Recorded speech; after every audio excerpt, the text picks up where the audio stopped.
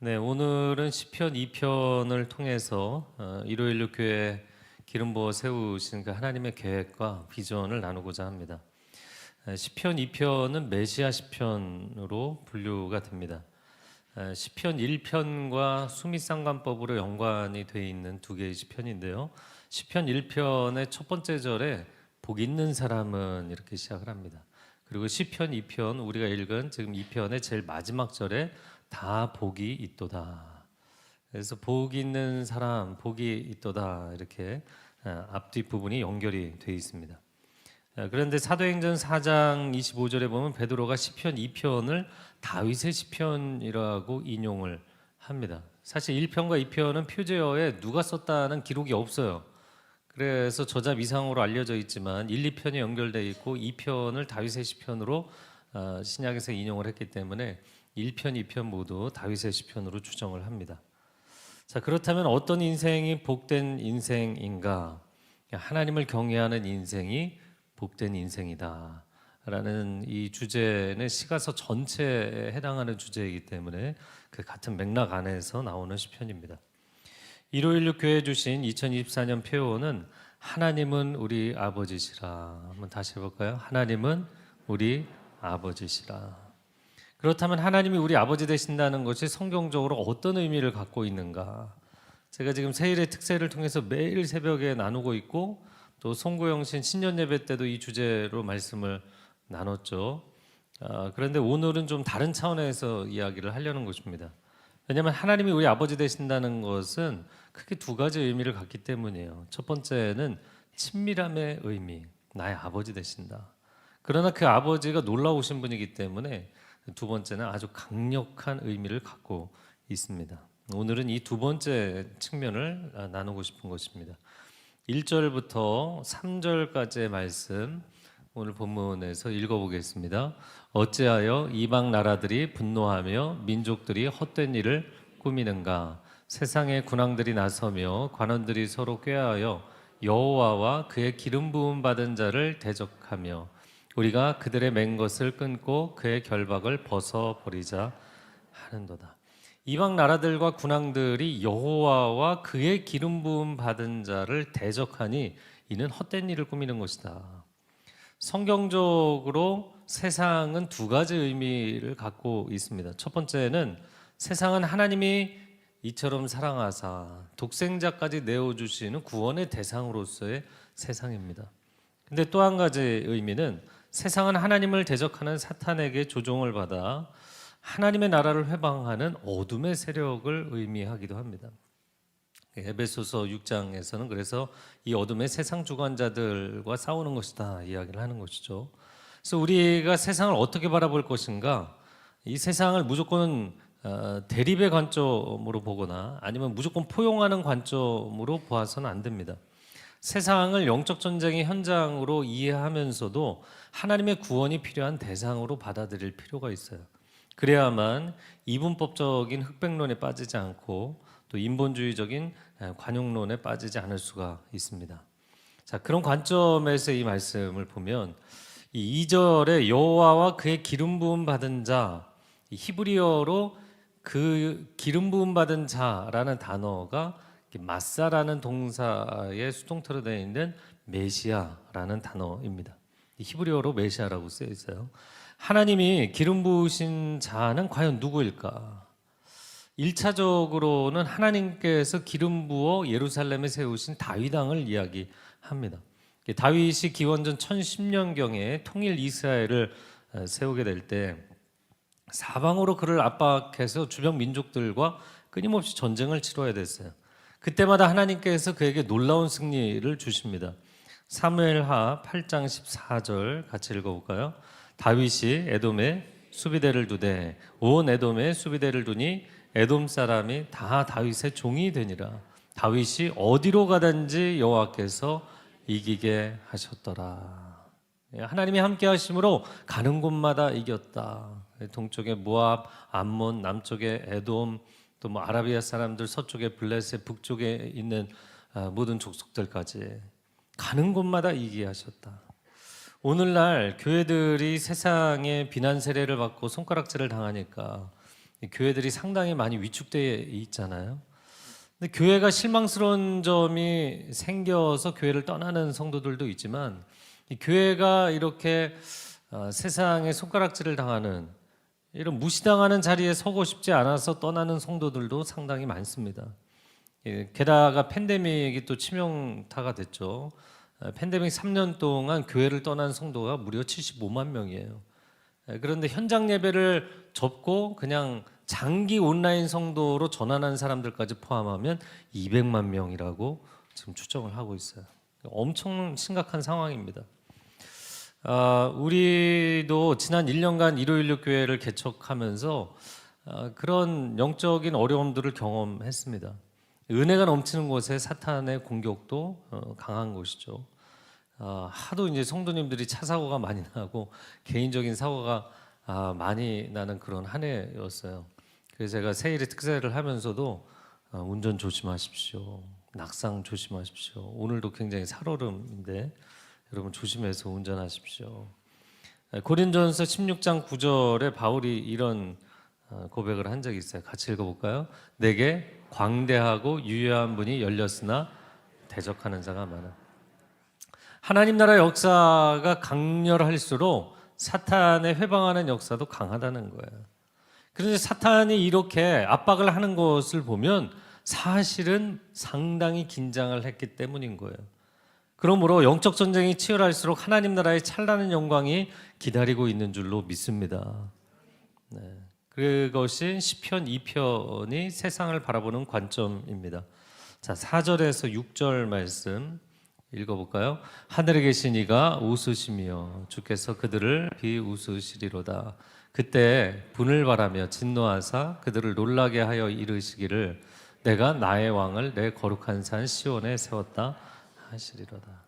하늘에 계신 하나님이 인생과 역사를 방관하시는가? 방관하시지 않는다는 거예요. 우리에게 물론 자율권을 주셨지만 때로는 역사에 적극적으로 개입하셔서 역사를 주관하시는 주권자이십니다. 그러므로 하나님께서 보실 때 세상이 감히 하나님의 계획을 회방하려고 든다? 그때 진노하사 말씀하시기를 내가 나의 왕을 내 거룩한 산 시온산에 세웠다.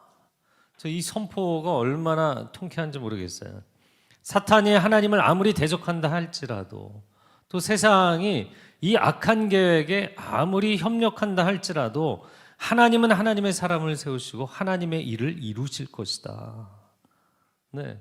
세상의 열방이 하나님과 하나님이 세우신 메시아를 회방한다 할지라도 하나님은 하나님의 일을 하시겠다는 거예요. 하나님은 멈추지 않으실 것입니다. 하나님께서 이 일을 이루시고자 한다면 감히 하나님의 계획을 막을 자는 아무도 없을 것이다. 자, 이게 다윗의 고백이란 말이죠. 성경을 보면 다윗과 솔로몬 시대 왕국은 놀랍게도 주변 민족들뿐만 아니라 동쪽에 가장 강력한 메소포타미아 문명, 서쪽에 가장 강력한 이집트 문명, 이 양대 산맥이라고 할 수 있는 강력한 제국들 사이에서 전혀 밀리지 않았어요. 밀리지 않는 정도가 아니라 그들에게 오히려 영향력을 주고 주도권을 갖고 있었단 말이죠. 그러니까 다윗과 솔로몬이 통치하는 이스라엘이 중근동에 당시에 패권국가 역할을 하게 됩니다. 어떻게 그럴 수가 있는가? 정말 작은 땅덩어리예요. 저희가 2월 달에 성지순례 계획했다 했는데 올해는 못 가게 됐지만 가보면 정말 작은 땅덩어리예요. 그래서 이건 좀 성경이 과장되게 역사 해석을 한 게 아닐까 이런 의구심이 들 정도입니다. 그런데 실제 서양사, 유럽사를 공부를 해보면 이게 역사적인 사실이었어요. 여러분이 인터넷 검색하실 때 한번 검색해 보세요. 청동기 시대의 붕괴 내지는 그리스 암흑기, 이걸 키워드로 쳐보시면 굉장히 많은 자료들을 보실 수 있어요. 이 지중해에서 기원전 12세기부터 그리스 암흑기가 400년 동안 지속되게 됩니다. 갑자기 이 미케네 그리스인들이 중심이었던 청동기 문명이 갑자기 무너지면서 지중해 상권과 패권을 다 장악하고 있었던 군사 강국이었던 미케네 그리스인들이 주변으로 다 흩어지게 됩니다. 그리고 놀랍게도 이 12세기, 기원전 12세기에 터키 지역과 아수르 그 중간 지역에 있는 히타이트 제국도 이때 무너지게 됩니다. 그리고 신아시리아 제국이 기원전 10세기에 일어나기까지, 그리고 제대로 자리를 잡은 기원전 9세기까지 패권 국가가 사라지는 역사의 아주 특이한 한 시기를 맞이하게 됩니다. 그래서 이 일반 역사가들도 이건 미스테리한 기간이다 이렇게 해석을 하거든요. 그래서 어떻게 이런 현상이 가능했을까? 그래서 여러 이제 뭐 논문들을 보니까 지진 때문이었나, 뭐 기근 때문이었나, 주변 민족들, 뭐 도리아인들이 침입을 해서 그런 것이냐, 굉장히 다양한 해석들을 내놓고 있어요. 근데 명확한 게 없는 거예요. 근데 이럴 때 영어식 표현으로 an act of God이라는 표현을 쓰거든요. 역사에 격변이 일어났는데 이 격변을 뭐라고 설명할 수 없을 때, 제가 캐나다에서 그 한 10,000명 정도 들어가는 캐나다 플레이스라는 곳을 장소 계약을 해서 3일간 예배 부흥 집회를 한 적이 있거든요. 그런데 그 계약서를 쓰는데 계약서에 이제 캔슬레이션, 이제 취소 조항에 설명이 이렇게 나오더라고요. 뭐 지진이나 기근 같은 천재지변, 아니면 전쟁, 그리고 콤마 an act of God. 설명할 수 없지만 인간이 어떻게 불가항력적으로 거부할 수 없는 어떤 사건이 일어나지 않는 한 캔슬레이션, 취소할 수 없다. 뭐 그런 얘기예요. 그런데 이 서구 기독교 문화를 깔고 있으니까 an act of God이라는 표현을 쓰더라고요. 하나님의 역사. 하나님의 역사예요. 그래서 도대체 이 유럽사에서 설명할 수 없는 패권 국가의 공백기 400년이에요. 그런데 그 앞뒤 400년이 바로 다윗과 솔로몬이 다스린 때예요. 그러니까 이건 하나님 아버지께서 기름 부어 세우신 다윗 왕가를 역사상 하나님이 정말 티나게 도와주신, 주변국들을 다 정리를 해주신 놀라운 시기였던 것이죠. 그럼 왜 그렇게 하나님은 다윗 왕가를 도와주셨는가? 이 사람들은 하나님이 특별히 기름 부어 세우신 하나님의 사람들이었기 때문에, 그리고 또한 하나님의 구원 역사가 실제 일반사회에서 어떻게 펼쳐지는지를 현실화시켰던 사람들이기 때문이에요. 왜냐하면 하나님께서 인류 구원 역사를 이루시는 데 있어서 아브라함 때부터 하나님의 복이 하나님의 사람들을 통해 열방에 흘러가기를 원하신 거잖아요. 창세기 12장 2절 3절 같이 읽겠습니다. 너는 복이 될지라 너를 축복하는 자에게는 내가 복을 내리고 너를 저주하는 자에게는 내가 저주하리니 땅의 모든 족속이 너로 말미암아 복을 얻을 것이라. 아멘. 하나님은 이스라엘을 세상의 복으로 세우셔서 열방이 하나님께로 돌아와 복을 받고 구원받기를 원하신 거예요. 그래서 땅끝에 있는 열방의 모든 나라의 사람들이 하나님을 주목하게 되고, 그리고 열방의 왕들이 하나님께로 나아 경배하게 되고, 그래서 실제로 솔로몬 시대에는 아프리카의 양강체제라고 할 수 있는 이집트와 에티오피아, 그 에티오피아의 고대 왕국이 스바이거든요. 스바 여왕까지 찾아온 거잖아요. 이것을 예언서에 이렇게 말씀합니다. 이사야 60장 1절 3절 읽어보겠습니다. 일어나라 빛을 발하라 이는 내 빛이 이르렀고 여호와의 영광이 내 위에 임하였음이니라. 나라들은 내 빛으로 왕들은 비치는 내 광명으로 나오리라. 할렐루야. 하나님이 기름 부어 세우신 하나님의 사람, 하나님의 나라가 높임을 받게 하시는 이유가 있어요. 그것은 그를 통하여서 하나님의 이름이 높임을 받기를 원하시기 때문에. 할렐루야. 그러므로 우리가 하나님의 이름을 높여드리는 예배의 자리를 세우는 것이 그 선교적 역사라는 것을 아실 필요가 있어요. 왜냐하면 하나님을 모르는 곳에 사람들이 하나님의 이름을 고백하게 만들고 하나님을 찬양하게 하는 것, 이 예배의 확장이 선교적 확장의 개념으로 이어지는 거예요. 우리는 주님이 오시기까지, 그리고 땅끝까지 다윗의 장막을 세우는 교회가 되기를 주님의 이름으로 축복합니다. 자, 여기까지 시편 2편의 전반부를 본 거예요. 1절에서 6절. 근데 여기까지는 분명히 이스라엘 왕 다윗과 그 다윗이 통치하는 나라의 역사를 얘기한 것입니다. 근데 시편 2편으로 넘어가면 명확하게 메시아 시편이라는 것을 인정할 수밖에 없는 내용들이 나와요. 왜냐하면 그 나라의 지평이 땅 끝으로 가기 때문이에요. 분명히 다윗은 하나님께서 그를 기름 부으셔서 높여주셨다는 것, 그것을 감사 찬양하고 있었어요. 그런데 다윗 개인이 인간적인 생각으로 쓴 시편이라고 말하기에는 너무 표현이 과한 표현들이 나오기 시작합니다. 메시아께서 영광을 받으시는 그 메시아, 높임을 받으시는 그 메시아, 그리고 열국을 다스리시는 메시아, 이런 표현들은 예언서에서 장차 오실 예수 그리스도에 대한 예표적인 표현들이거든요. 자, 이어지는 오늘 본문의 7절 말씀 읽어보겠습니다. 시작. 내가 여호와의 명령을 전하노라. 여호와께서 내게 이르시되 너는 내 아들이라. 오늘 내가 너를 낳았도다. 너는 내 아들이라. 우리가 워낙에 잘 아는 말씀이고 또 찬양도 하잖아요. 그런데 너는 내 아들이라라는 이 표현이 좀 과한 표현인 거예요. 왜냐하면 당시에 이방 민족들의 경우에는 왕이 자신의 권력을 강화하기 위해서 나는 신의 아들이다, 뭐 신의 현현이다, 이런 주장을 하는 사람들이 종종 있었어요. 그렇지만 이스라엘 사람들 중에는 그런 주장을 하는 사람들이 없었다고요. 그리고 다윗도 성경 어디에서도 그런 주장을 한 적이 없어요. 여러분, 다윗이 하나님 앞에 정말 겸비했던 사람이잖아요. 그런데 그가 하나님의 기름 부은 왕을 세우셔서 열방을 다스리게 하신다라는 이 고백을 하다가 성령의 감동하심으로 이 선포를 한 거예요. 너는 내 아들이라. 이 놀라운 표현이죠. 이것을 사실은 다윗이 기름 부음 받은 다윗 자신에 대한 이야기를 하다가 이 고백을 하게 된 거예요. 자, 그런데 너는 내 아들이라는 이 말씀, 이 음성은 하나님의 아들 예수 그리스도께서 공생애를 시작하실 때, 세례를 받으시고 올라오실 때 하나님 아버지의 음성으로 들은 거잖아요. 이는 내 사랑하는 아들이라. 또한 예수님이 공생애 사역을 마치고 십자가를 지러 가시기 전에 변화산에서 마지막으로 들었던 음성, 이는 내 사랑하는 아들이라. 할렐루야.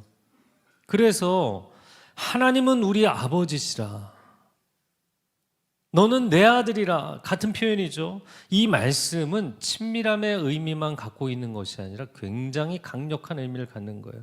예수님, 하나님의 아들인 예수님도 이 음성을 듣고 사명을 담대히 감당하셨기 때문이에요. 그래서 하나님이 나의 아버지가 되신다면 세상 그 누구도 나를 함부로 대할 수 없어요. 나는 그냥 왕의 자녀가 아니라 만왕의 왕의 자녀인 줄로 믿습니다.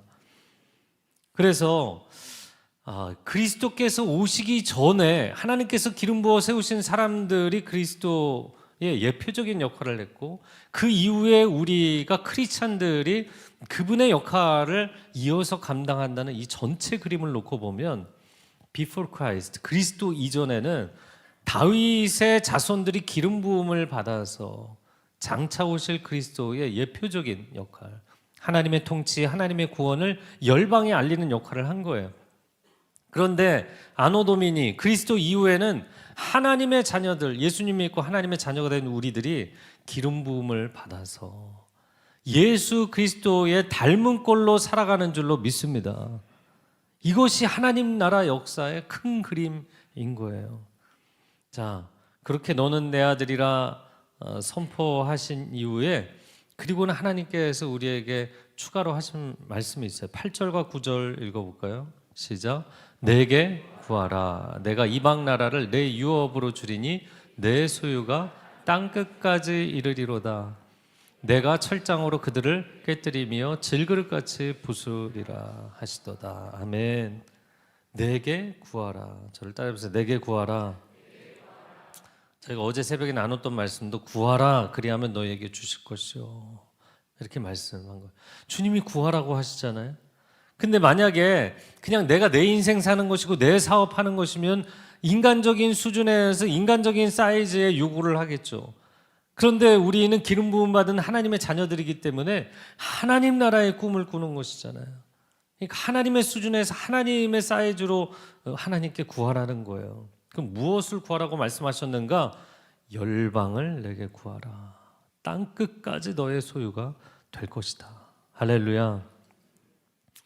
그래서 다윗과 솔로몬이 당대의 영향력이 대단하기는 했지만 여러분, 땅 끝까지 구한다, 이런 거를 인간적인 생각으로 다윗이 과연 할 수가 있었나? 여러분, 온 세상을 정복하겠다는 야심이 그들에게 있었던 게 아니에요.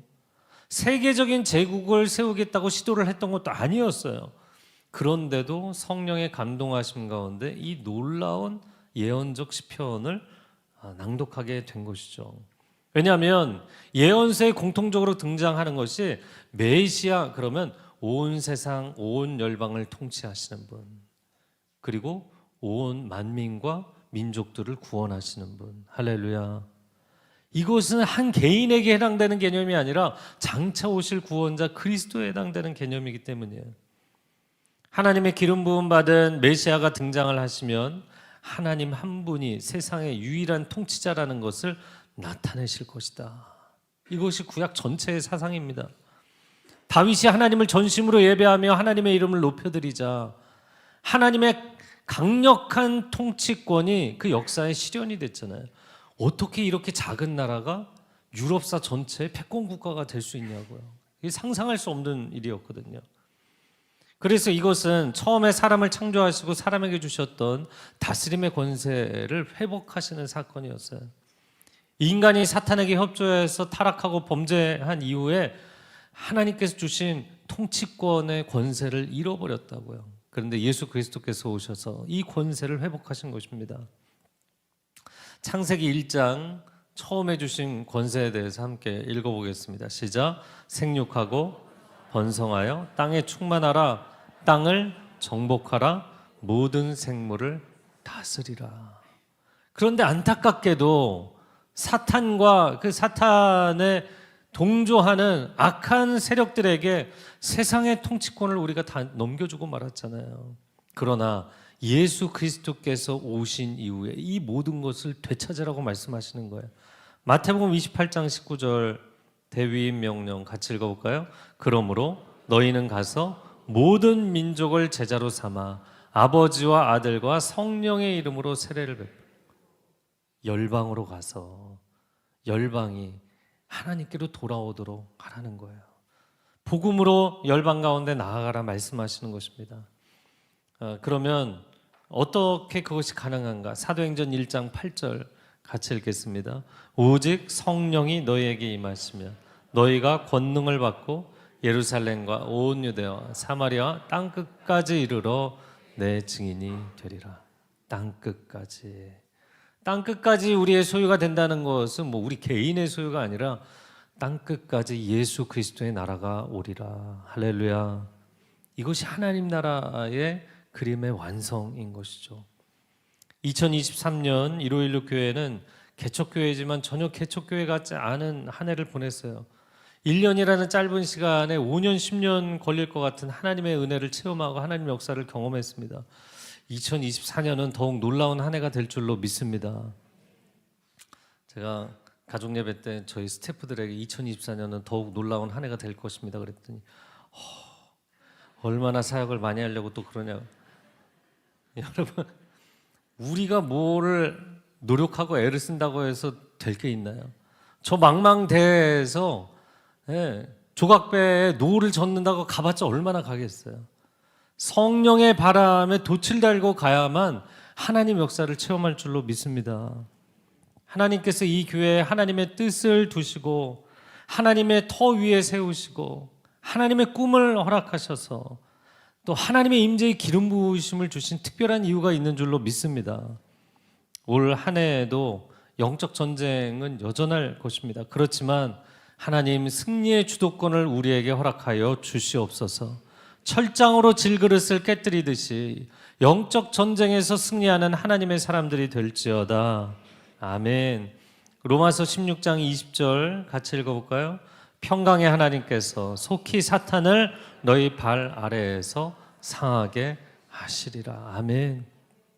자, 오늘 시편 2편의 마지막 3절 10절부터 읽어보겠습니다. 그런즉 군왕들아 너희는 지혜를 얻으며 세상의 재판관들아 너희는 교훈을 받을지어다. 여호와를 경외함으로 섬기고 떨며 즐거워할지어다. 그의 아들에게 입맞추라. 그렇지 아니하면 진노하심으로 너희가 길에서 망하리니 그의 진노가 급하심이라. 여호와께 피하는 모든 사람은 다 복이 있도다. 자, 그러므로 세상 모든 사람들은 여호와를 경외함으로 섬기고 떨며 즐거워할지어다. 저를 한번 따라해보세요. 떨며 즐거워할지어다. 저는 시편 2편에서 이 표현이 정말 가장 인상 깊게 남았는데, 야, 이게 부들부들 떨면서 즐거워한다는 게 도대체 뭔가? 아이돌들 볼 때 10대 막 아이들이 막 엄청 막 덜덜덜 떨면서 좋아하잖아요. 떨면서 좋아하는. 그러니까 하나님에 대해서 우리가 그런 태도를 가져야 된다는 거예요. 하나님에 대한 경외함, 그러면서도 하나님과의 친밀함. 이것이 하나님이 우리 아버지 되신다는 정확한 개념입니다. 하나님이 아빠, 아버지가 되어주시니 이보다 친밀할 수가 없고, 그런데 그 아버지께서 온 세상 만민과 만물의 창조주이시고 구원자가 되시기 때문에, 그리고 심판주가 되시기 때문에 이보다 두려울 수가 없는 거예요. 그래서 우리가 세상 사람들에게 이것을 요구하기 이전에 우리 하나님의 자녀들부터 먼저 경외함과 친밀함을 함께 체험하고 고백하는 2024년 새해가 되시기를 축복합니다. 이 마지막 때에 오늘 말씀 가운데 그의 아들에게 입맞추라. 예수 그리스도 나의 주 나의 구원자. 이 고백을 하며 하나님께 피하는 자, 하나님의 자녀된 모든 사람에게 복이 있을 줄로 믿습니다. 우리가 시대를 살아가면서 모든 징후들이 안 좋잖아요. 이 말세의 위험 징후들이 곳곳에서 드러나는 때 사람들, 세상 사람들은 무슨 생각을 할까? 어떻게 하면 이 빈발하는 자연재해를 피해갈까? 어떻게 하면 전쟁을 피해갈까? 어떻게 하면 경제 위기를 피하면서 이 마지막 어려운 시기를 잘 살아볼까? 다 그 생각하고 있는 거잖아요. 그러나 기름 부음을 받은 하나님의 자녀들은 두려움과 위축됨으로 살아가는 것이 아니라 가는 곳마다 우리는 축복의 통로가 될 줄로 믿습니다. 우리는 기름 부으심의 통로가 될 줄로 믿습니다. 크리스찬이라는 표현을 쓰잖아요. 이제 크리스찬이라는 게 리틀 크라이스트, 작은 그리스도라는 거예요. 근데 그 그리스도라는 헬라어는 구약의 히브리어의 메시아와 같은 말이에요. 그래서 오늘 본문의 표현의 메시아가 원래 다윗을 의미하고 다윗의 자손들을 의미하고 그리고 장차 오시는 메시아를 예표하게 된 거예요. 그런데 이제 우리가 그 주님을 믿고 하나님의 자녀가 되어서 여러분 한 사람 한 사람이 리틀 크라이스트, 리틀 메사야, 리틀 작은 예수가 된 거예요. 하나님, 우리가 열방 어느 나라 어느 도시에 가서 살든지 다윗과 같은 강력한 예배자가 되게 하여 주옵소서. 다윗의 공동체와 같은 예배 공동체들을 세워가게 하여 주시옵소서. 가는 곳마다 위축되어 사는 것이 아니라 영혼을 구원하고 교회를 세우고 직장마다 신우회를 세우고 가는 곳마다 우리가 하나님 나라를 현실 속에 구현했던 기름 부음 받은 다윗처럼 작은 그리스도, 작은 메시아가 되는 하나님의 사람들이 되시기를 축복합니다. 이것이 기름 부음을 받았다는 진정한 의미인 것이에요. 함께 기도하겠습니다.